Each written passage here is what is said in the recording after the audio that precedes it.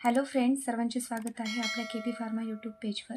आणि आजचा आपला टॉपिक आहे drugs acting on GI track. GI म्हणजे गॅस्ट्रोइंटेस्टायनल ट्रॅक. त्यामध्ये आपल्याला फर्स्ट कॅटेगरी बघायची आहे अँटी अल्सर ड्रग. तर फर्स्ट आपण अल्सर म्हणजे काय हे बघू. आपला टॉपिक आहे anti ulcer agent. So ulcer म्हणजे काय तर excessive secretions of HCl in stomach. Excessive secretion of HCl in stomach. It is also known as ulcer. Excessive म्हणजे काय तर जास्त सिक्रेशन होणार HClचं. HCl म्हणजे हायड्रोक्लोरिक ॲसिड जे आहे त्याचं स्टमकमध्ये लार्ज अमाऊंटमध्ये सिक्रेशन्स जेव्हा होतं त्यावेळेस त्या कंडिशन्सला आपण अल्सर असं म्हणतो. सो अल्सर म्हणजे काय तर excessive secretions of HCl in stomach. It is also known as ulcer. And anti म्हणजे काय तर टू प्रिव्हेंट. सो मग डिफाईन आपण कशी करणार याची अँटी अल्सरची. The drug which are use to prevent excessive amount of HCl secretion in stomach. It is also known as anti-ulcer agents, or simply the drug which are used in the treatment of ulcer. It is also known as anti-ulcer agents. So define बघू. The drug which are used in the treatment of ulcer such as a stomach ulcer and small intestine ulcer is known as anti-ulcer agents. ही झाली define. Next आहे classifications. तर क्लासिफिकेशन्समध्ये आपण one by one class discuss करू. First class आहे gastric acid secretion inhibitor. त्यामध्ये त्याचे दोन सब क्लास आहेत. फर्स्ट आहे प्रोटॉन पंप इनहिबिटर. आता हा जो प्रोटॉन पंप इनहिबिटर आहे याची ॲक्शन काय तर जे स्टमकमध्ये जे एक्सेसिव्ह अमाऊंटमध्ये HClचं सिक्रेशन होते तर त्या ॲक्शनला ब्लॉक करणार, त्याला आपण म्हणणार प्रोटॉन पंप इनहिबिटर. तर त्याचे एक्झाम्पल आहेत ओमेप्राझोल, पेंटाप्राझोल आणि लॅन्सोप्राझोल.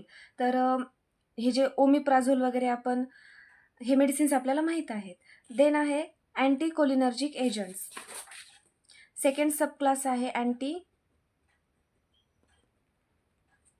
Cholinergic agents. Anti cholinergic agents काय करतात.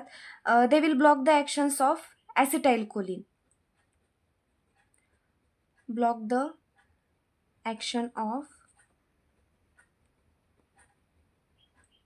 ॲसिटाइल choline. It is also known as anti cholinergic agents. तर त्याचे एक्झाम्पल्स आहेत propantheline, pirenzepine and oxyphenonium. Then next आहे क्लास गॅस्ट्रिक ॲसिड न्यूट्रिलायझर्स. त्यालाच आपण अँटॅसिड्स म्हणतो. अँटॅसिड्सचा रोल काय असतो तर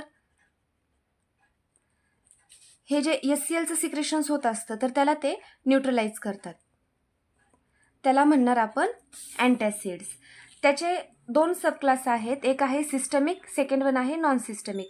तर सिस्टमिकमध्ये काय होणार तर ज्यावेळेस आपण ड्रग ॲडमिनिस्टर करतो त्यावेळेस तो ब्लड स्ट्रीममध्ये कंप्लीट ॲब्सॉर्ब होतो, त्याला आपण म्हणणार सिस्टमिक ॲब्सॉर्प्शन. आणि नॉन सिस्टमिक ॲब्सॉर्प्शन्स म्हणजे काय असतं, जो ड्रग आपण ॲडमिनिस्टर करतो किंवा जो ड्रग आपण इनटेक करतो तर तो फक्त एक लोकली ॲक्शन्स त्याचे दाखवतो आणि ह्यामध्ये जे ड्रगचं पाहिजे असं जे ॲब्सॉर्प्शन आहे तर ते होत नाही किंवा मिनिमल ॲब्सॉर्प्शन ऑफ ड्रग असणार. तर सिस्टमिकचं एक्झाम्पल आहे sodium bicarbonate and sodium citrate. Sodium bicarbonate and sodium citrate. Then आहे नॉन सिस्टमिक. त्यामध्ये एक्झाम्पल आहे magnesium hydroxides and calcium carbonate, aluminium hydroxides. Then last one आहे अल्सर प्रोटेक्टिव्ज. अल्सर प्रोटेक्टिव्जमध्ये त्याचे एक्झाम्पल्स आहेत sucralfate and colloidal bismuth subcitrate, CBS. तर हा झाला आपला आजचा topic anti ulcer agents. Ulcers म्हणजे काय असतात तर एक्सेसिव्ह अमाऊंट ऑफ सिक्रेशन HClचं जे स्टमकमध्ये होतं त्याला आपण म्हणणार अल्सर.